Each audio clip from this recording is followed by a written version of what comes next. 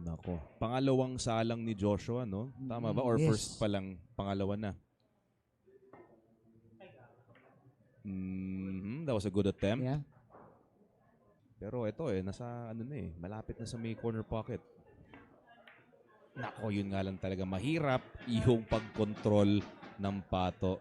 Siyempre, kailangan din niyang intindihin kung saan pupunta yung puti. Behind the 5.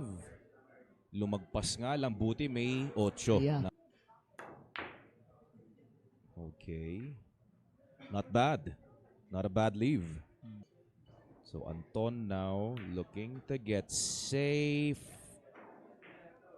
Yun nga lang, Gumanda uli ang patago kay Raga.